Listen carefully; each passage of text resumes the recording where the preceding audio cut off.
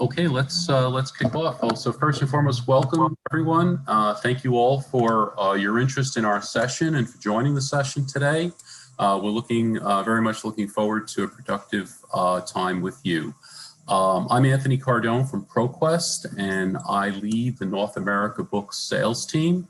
Very happy to be with you here today and to moderate this session with our participants.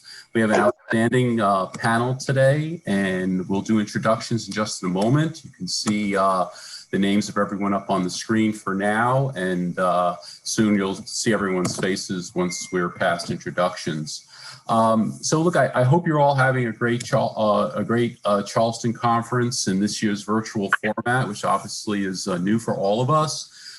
Clearly, so much effort has gone on to bring the industry together for this productive experience. I'm so grateful, as I know I'm sure many of you are, for the many, many people who've made this possible. So that's really awesome for all of us. Our session today is very much set up to be a very open discussion format amongst the participants. You can ask questions in the chat. And then Brad actually is going to raise those questions to the panelists. I can keep the time moving and make sure we're answering as many questions as we can.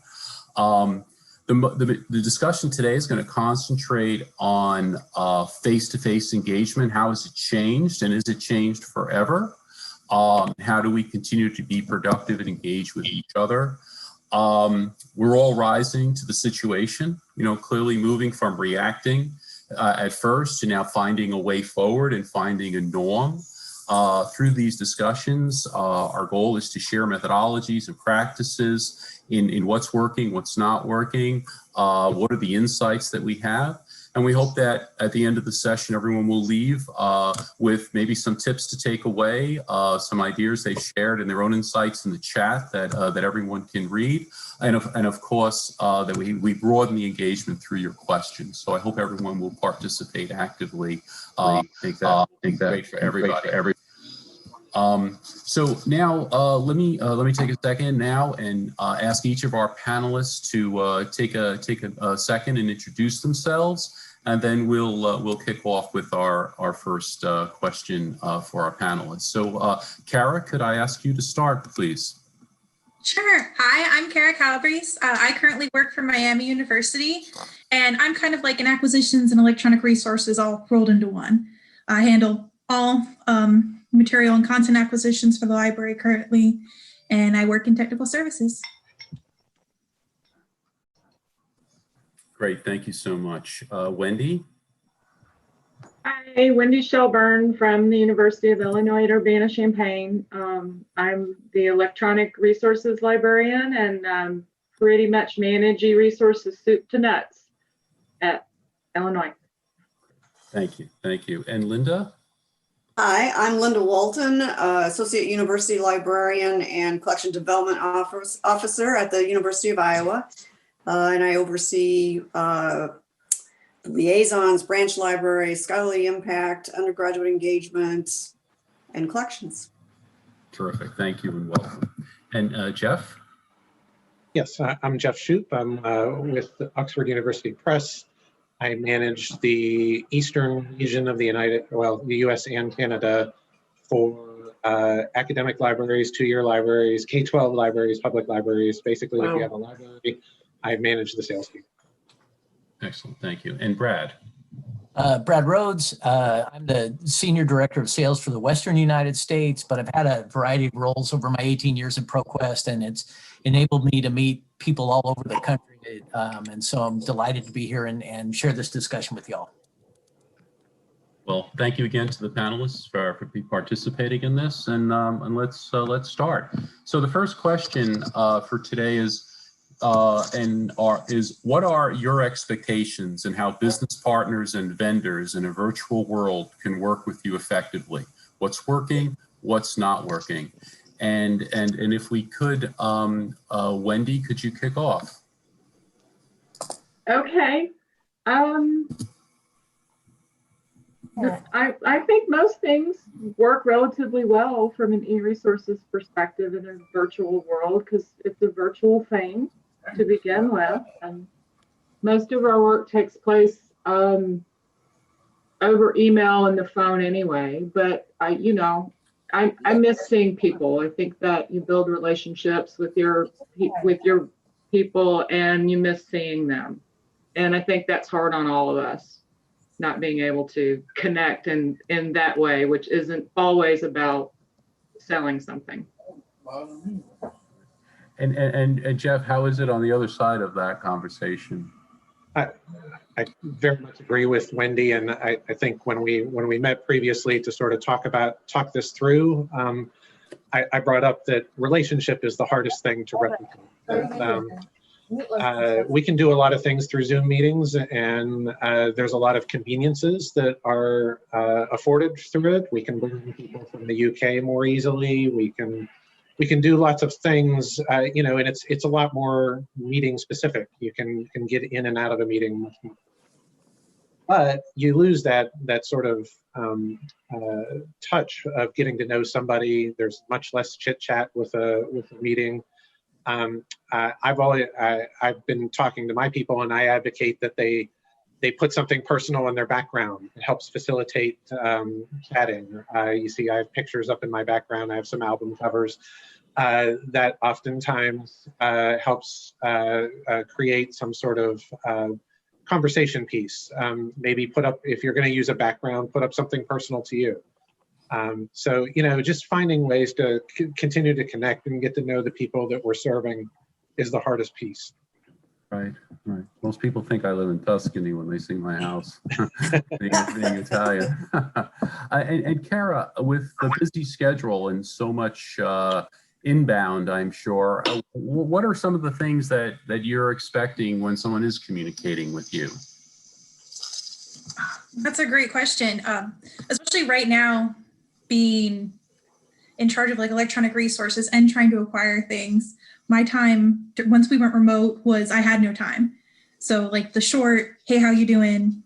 I wasn't able to respond. I always really appreciated it, and they live in my inbox, and I'll get to them someday.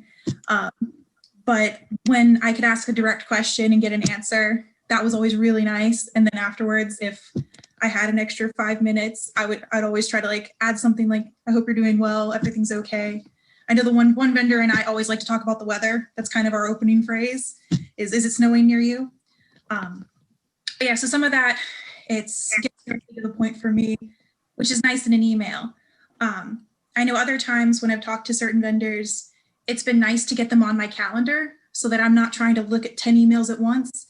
If I've dedicated a half an hour to somebody, everyone else knows they shouldn't be talking to me in my library, that I'm unavailable so I can give my full attention and get through what we need to get through and kind of build that relationship. I think the other thing was I was lucky that I'm relatively new to my position. I'm only in my second year. And the first year I was able to schedule so many meetings and have in-person conversations. So I started that building the relationship. So when we went remote and I couldn't do face-to-face anymore, I at least had that foundation of like, I know your face, you know mine. Let's talk and get through what we need. And Linda, how are you finding the sticky points of a sales engagement, right? Or any engagement where there's those sticky moments, right? And it's all in writing.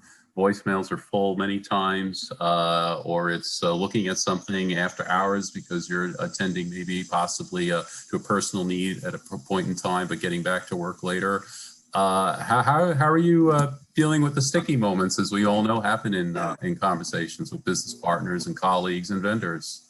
Well, I have to say, I agree with Kara. In the beginning, it was so much chaos trying to, the staff was upset, trying to get organized, trying to get Zoom to work on their computers, getting their equipment home, getting their chairs home. So, email from vendors, it was like, just can't deal with it right now. But I think, at this point now we've all sort of settled in and I feel like I'm back to business as usual sort of mentality, not in crisis mode. And so it's just been much more manageable, I'd say, in the last month. So 9 months later, the new norm Feels like the new norm, right? Yeah, Was, right. was it ever different, etc. Brad, are there any questions that came in the chat? I'm not seeing any questions in chat, but the only thing I would add to and I'll ask Jessica if there's any on the other chat. But the question that I'm always interested in is, I think Kara pointed out that it's better to kind of block out spaces of time. Are there any other things that I think from, a vendor's perspective, what works effectively? Like, are there things that work more effectively for you as customers that vendors can do or not do that maybe work better for you? One of the things that I found that I like is, well, I do a lot of my work on my iPad rather than on a PC. Mm-hmm. And so when a slide comes up from a vendor, I can expand that slide to make it bigger so I can see it. A lot of times we have a session if we're in the office and vendors come and they put slides up and there's that distance and you're trying to see these numbers and things like that. And you're like, I have no idea, what they're trying to show me. But now I can actually expand it and look at it and see it. So I can focus on it. So it gives it more of a sort of a one-on-one kind of feeling. I like that. Hey, Jeff, I agree with Linda there. The ability to make it bigger. Like, I wear glasses. Sometimes I need to get real close to the screen and turn it. That's been super helpful. Also, I think when people, it's been seeing it more often, they send that little after the meeting, here's what we talked about.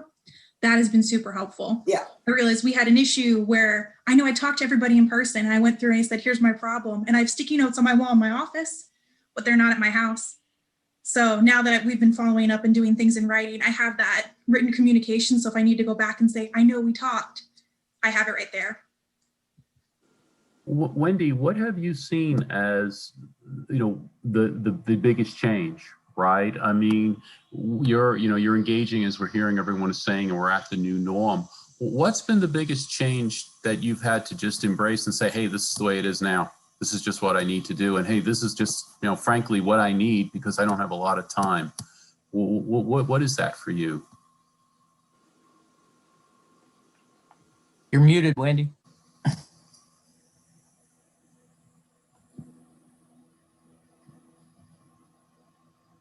Oh, there you are. Someone earlier was just speaking about crisis mode, and we migrated to Alma in June. So I'm not sure yet that we're at any kind of place of comfort with anything that's really happening at our library, because everything is still so colored with struggling with the migration. And, it'd be sort of one thing to experience this with our normal system, but since we're experiencing it with a new system, everybody's trying to relearn their job in an environment where everything's kind of kooky to begin with.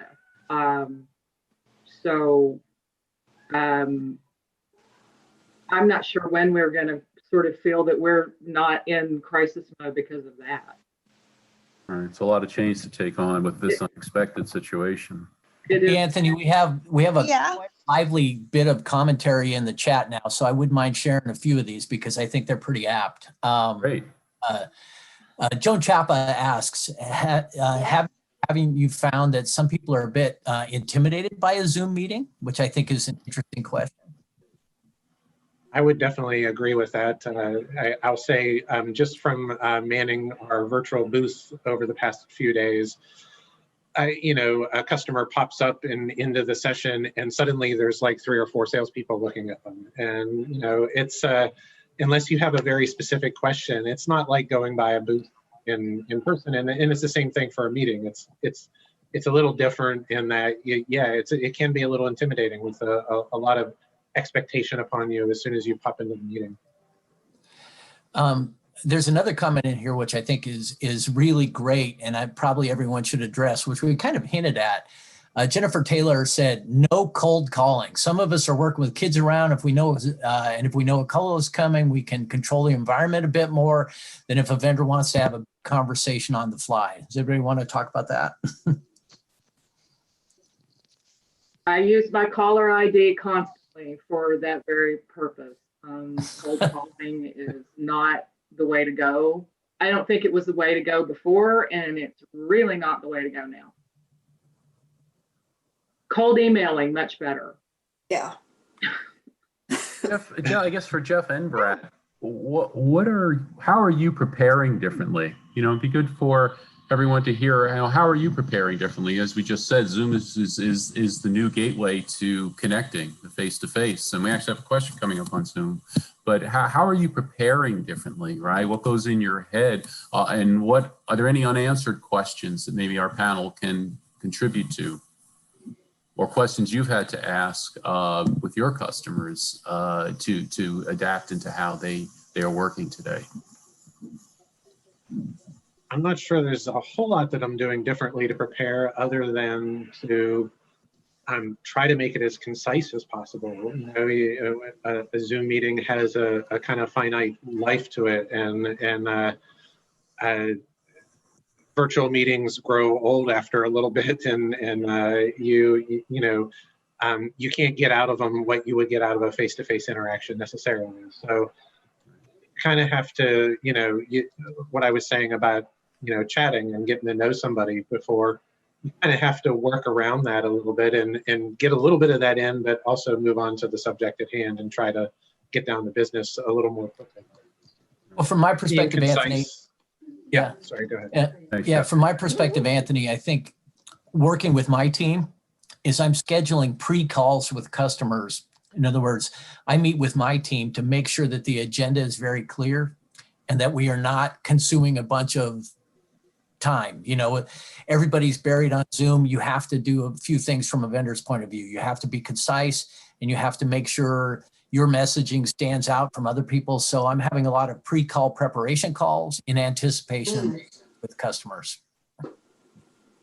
I've had, Good, Linda. Yep. oh, sorry. I really appreciated the ProQuest setup that they did for librarians and vendors to just talk when we were first going through in crisis mode, just so we could share. We had an opportunity to have shared experiences. I really appreciated that. I've got another vendor who is setting up a wine and cheese tasting, for a group of librarians, so that they are doing the trying to keep that social part that we talked about being lost from not being able to get together. I think some of the vendors are being really creative in finding ways to maintain that relationship. And so just, Zoom has become our lifeline for connecting face to face. Here we are today. We're not actually in the same room, but it's some opportunity for that, innate need to connect and participate. And there's all types of virtual type of socials that are attempted. So just, on this question, if everyone just took a second and said, what are the main tips, right? We raised that some people might feel uncomfortable. We raised about it could be overwhelming.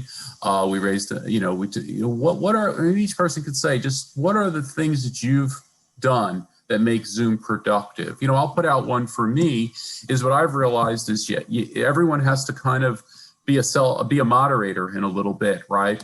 Not because of anybody wanting to, but you can easily speak over someone else because you just don't know. So I find that one of the techniques that I use in meetings is to just try to moderate. So you have some person who's kind of looking out to make sure everyone gets a chance to speak. But what are other things that you're doing? Like, Kara, what are you finding that really works for you? Because I think a lot of people are still figuring out how to be on Zoom and use Zoom well. I know one of the things I tend to do is I tend to be very emotive. Like I'm trying to keep it down here a little. My hands a lot. I've come from a family that we were all about our hands all the time. Well, lots of like pluses, and if I can't turn on the mic, if it's more appropriate that we just need to move through something, giving a confirmation with this, or like shaking my head yes smiling, trying to engage that way. So it's, I guess, almost like if you look out into the crowd and you see someone nodding with you, you're like, yes, we're all on the same page. Doing some of that, I think, has been very helpful. It's helped move some of my internal meetings along very quickly, especially we have a diversity, equity, inclusion meeting. And that's kind of where we go with it, is if we need a consensus, everybody puts a thumbs up, and then we can move on to our next topic. I think that's been helpful. Also, as a librarian, I think I've been doing more prep. So if I have like a list of questions I need to get to, I pull out my handy dandy notebook and write it down so that I can go, okay, these are the things I need to cover. If we get through everything here, then we can just chat, and that my time's allotted for you. So I think that's what I've been doing. Okay, thank you. No, Linda? upstairs maybe. Somebody needs to mute. I think people need to feel comfortable with stopping the videos, or muting when they need to. They shouldn't feel that they have to be on all the time, and just relax. And this, I think Zoom, somebody was asking what is the best platform. And I really have to say, I found Zoom to be the most stable. WebEx, I've used several different ones, Blue Jeans, things like that. But take advantage of the tools that the system that you're on uses to have it work whatever works best for you. But don't be afraid to use stop video if you need to stop video. Right. Thank you. So, Linda, I think that's a really good point. You kind of addressed one of the questions in the chat, which was, Zoom, Teams, Skype, or WebEx. But there's another, I think, more provocative question that Jody Upton asked, which is for the librarians, practicing librarians, when you have the opportunity to meet in person, will you agree to meet face-to-face, or will you want a video meeting? That's a good question. I've been thinking about this because my library's got some regional campuses. And this was always an issue we had when vendors came. They usually come to my campus, the main campus, and the regionals can't take that hour to come over to us. So we kind of set them up on Zoom in the back of the room, and it's not really worked well. They find it hard. I think it's a little bit of the software in the library, but it's hard for them to get their input and really get out of that meeting. So if we're all on Zoom, we're all having the same experience, and that works well. But I know some of my librarians definitely prefer that in-person experience where if they know the vendor, they'd rather have that like sit and talk time with them where they can dig in real deep. So that's interesting. Interesting thing in the comment I just saw, it said, we'll only meet if it's a tricky negotiation, but if not, the preference is. I think along the lines with the question that Brad raised, right, and the overall focus of this meeting is face-to-face dead, right? Think about all the time people get back in their schedules, right? I know quite a few librarians we've spoken with, everyone's loving having, even though they're unbelievably busy, they are happy to have all this time back. Do you think it's this is the new norm? To the example that Kara gave about multiple campuses, people starting to get comfortable and more accepting and forgiving at the same time. Let's go around the table on that question because we have a few minutes left here today. That might be a good question to leave off at, and then see from Brad if we have any questions about that. So, is this the new norm? Is this what's going to be the 80-20 rule? And this is what we'll be doing 80% of the time. Linda, you want to start? I kind of like that 80-20.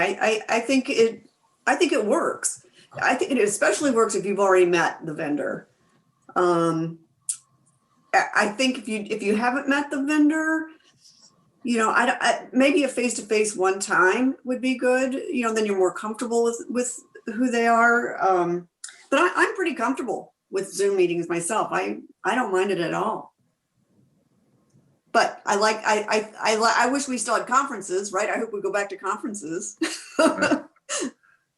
Yes. That's what I thought too, is this will be a big difference if we don't get our budgets back to physically go to conferences, or if conferences remain virtual.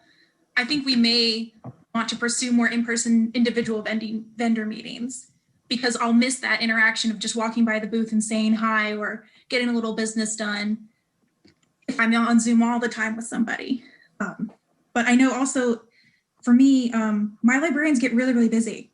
And a lot of times they just can't come. But if I set up, maybe if I can, or schedules don't match up and like they're free in January, but unfortunately that's not the time someone can come by. I wonder if maybe that'll kind of dictate whether we can do in-person or virtual. Schedule everybody for 1 week.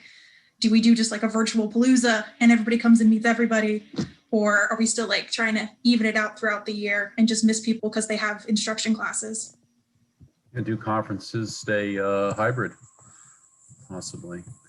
So, you know, there's been several bits of conversation kind of addressing the cold call and the need, you know, for understanding of people that have kids and pets and whatever. But Rick Burke sent something in that, you know, Skelk has always been really proud of building strong relationships with vendors. Do we think that those longer lasting relationships will be impacted in a Zoom world?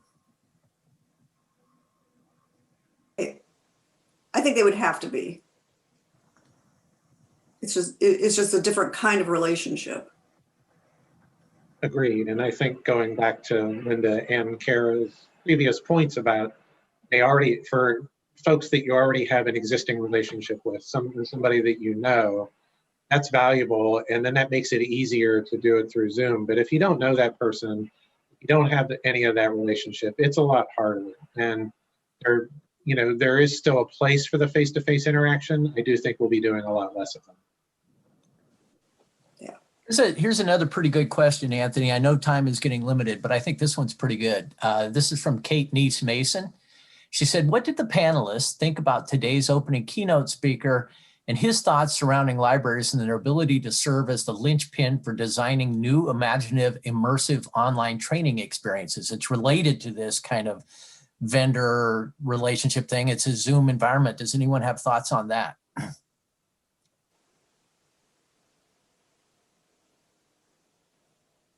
I know that when we went remote, my campus went remote in like a single day. We didn't get it in a week you're going away. It was just like done. Leave now, right? Yeah, exactly. Leave, don't come back. And I know a lot of our librarians had been like tiptoeing into that pool of let's set up modules. How does this work? And they all were forced to go in. Like, I'm not an instruction librarian, but I know a lot of those librarians went forced and did the instruction via Zoom, or they designed more videos, more kinds of the activities so they could be still that like in touch in person, still working through actively doing something. You're not just talking to a screen kind of thing. So I think that's probably right. Libraries, we already had to do this. We already had to go into this realm. It was somewhere we were trying to go anyways. And I think because we're kind of at intersection of information technology, people interaction behind the scenes, we may be really a good place to start kind of testing out those ideas. And I know many libraries are always open to be beta partners with vendors for new ideas too. It's just getting together at the right time for each other. Brad, any other question? Yeah, the chat is alive. There's a million here. I think this one's really good. With cold emails, do you, as a librarian, do you want something brief, asking to set up a time, or a more informational, thorough overview that you can review at your leisure?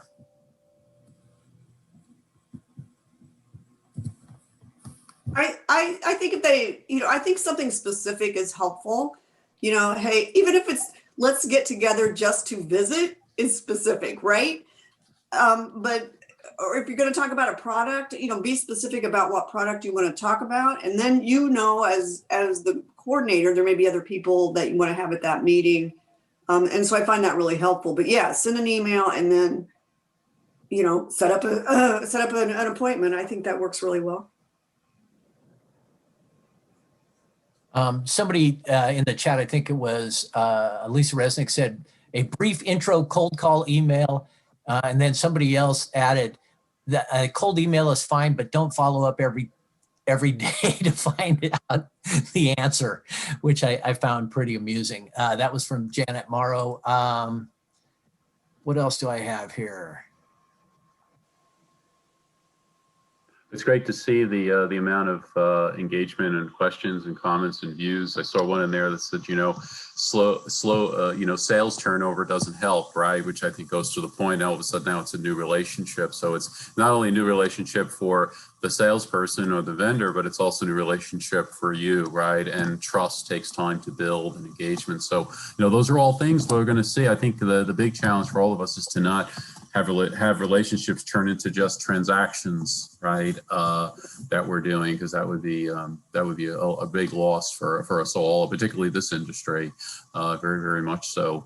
Well, look, I want to be aware that there's other sessions that are going to be starting, and we're at our end here. So first, I want to thank the panelists for all their participation and prep for the call, and I hope that the format we used, which was to have a conversation together and with everyone, also is aligned with how we stay connected and bring some of our personality and views together so we can share it to help each other be better. We look forward to, as ProQuest, always continuing to work with our customers, with all of you and your collection strategies, your collection goals, and your workflow needs. So we are here to be that partner for you. So please know that always. And I wish everyone, again, thank you for joining, for participating. Best wishes for a great rest of Charleston. Hopefully we will be back in person, and it'll probably be with some hybrid. And thanks for all the insights that people shared and questions in the chat, which I think makes us all smarter, more aware. Anthony, I actually have a question for Jessica. Do we get to capture the questions in chat? Like, is that something that we can retain? Jessica? Yes, I believe that we should have access to those. Okay, great. Okay, terrific. Okay, everyone, stay well. Thank you all very much for the time together. Enjoy the rest of Charleston. Thank you. Bye. Thanks, everybody. Bye. Thank you. Bye-bye.